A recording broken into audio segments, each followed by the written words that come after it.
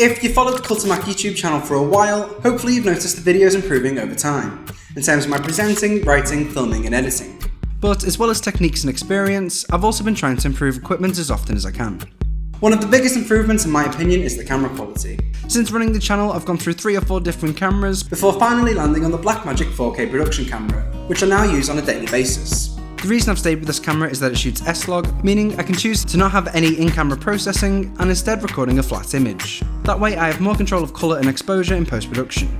It also films in ProRes, so I don't have to do any format conversion in order to edit. I have the option for 4K, and it allows me to use Canon mount lenses. Blackmagic has been around since 1984 producing capture cards and software, but only started producing cameras in the last 4 or 5 years. One of the most interesting to me is the Micro Cinema camera. It starts at $995 just for the body, which is about the size of a large apple. In fact, it's the world's smallest digital film camera, weighing just 10.65 ounces. If you're not familiar with production ready cameras, buying just the body is a pretty standard affair. Usually grips, lenses, screens and so on come as an extra, as depending on the type of rig you plan to set up, depends on what accessories you need.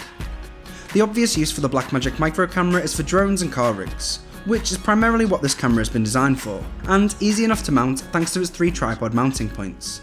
Okay, so it costs $500 more than the top of the range GoPro, but the advantage of having a camera like this is that the colour profile isn't baked in, you can use interchangeable lenses, and you can choose either Cinema DNG RAW or Apple ProRes in 1080p with a range of frame rates.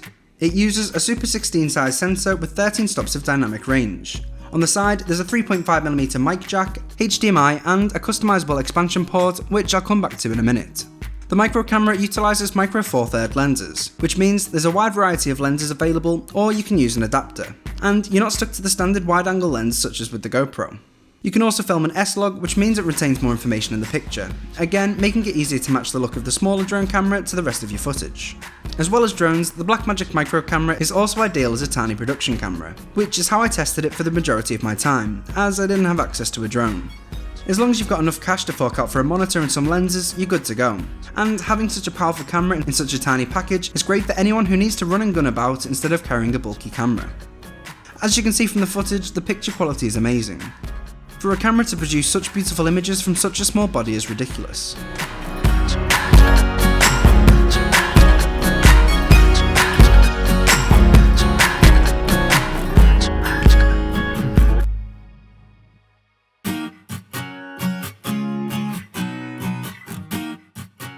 One thing I didn't really play with is the expansion port, which comes with this mess of cables, but you can use it to map functions of joysticks and controllers so you can control the camera settings whilst it's in the air.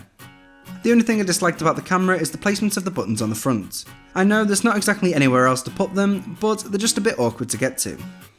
If you're looking for a new drone camera, or just need a tiny rig, the Blackmagic Micro Cinema camera is the perfect fit for that cinema quality look. Well, that's it for this video. If you'd like to know more about all of the kit we use for all of our YouTube videos, let me know in the comments down below. Also, if you enjoyed this video, go ahead and hit that like button, and don't forget to hit subscribe so you don't miss a single video from Cult of Mac. I'll catch you in the next one.